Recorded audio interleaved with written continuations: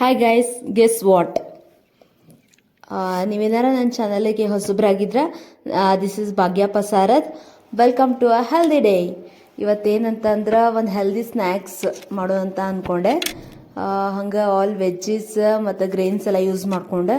ಭಾಳ ಸಿಂಪಲ್ ಐತಿ, ಬಟ್ ಏನು ಎಲ್ಲರೂ ಹೇಳ್ತಾರಲ್ಲ, cooking is art, you are what you eat ಅಂತಂದು. ಹಂಗೆ ಸ್ನ್ಯಾಕ್ಸ್ ಅಂತಂದು ಅದು ಇದು ತಿನ್ನೋಕ್ಕಿಂತ ಸ್ವಲ್ಪ ಹೆಲ್ದಿ ವೇದಾಗ ತಿಂದ್ರೆ ಹೆಲ್ದಿಗೂ ಚಲೋ ಮತ್ತು ಎಲ್ಲದಕ್ಕೂ ಚಲೋ. ಹೆಲ್ದಿ ಈಟಿಂಗ್ ಮಾಡಿದರೆ ಎಲ್ಲ ಆರಾಮಿರುತ್ತೆ ಅಂತಂದು.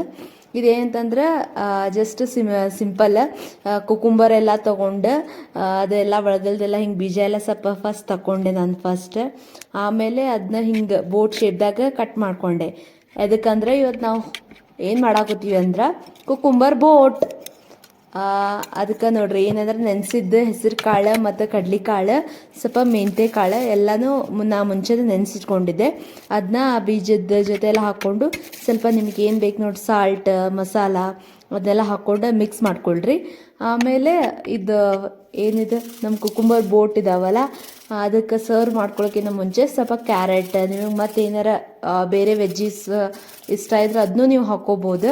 ಇದಂಕ್ರು ಮಸ್ತ್ ಐತಿ. ನಾನಂಕ್ರು ಮುಂಚೆನೇ ಟ್ರೈ ಮಾಡಿದ್ದೆ. ಹಂಗೆ ಇದನ್ನ ಅಪ್ಲೋಡ್ ಮಾಡಬೇಕಂತನೂ ಇವತ್ತು ಹಂಗೆ ಮಾಡಿದೆ ನಾನು.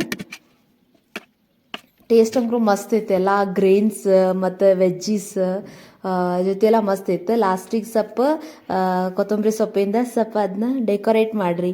ಯಾಕಂದರೆ ಯಾವಾಗ ನಾವು ಫುಡ್ನ ಚೆನ್ನಾಗಿ ಡೆಕೋರೇಟ್ ಮಾಡ್ತೀವಿ ಅವಾಗ ತಿನ್ನಕ್ಕೆ ಭಾಳ ಚಂದ ಮನ್ಸು ಬರುತ್ತೆ.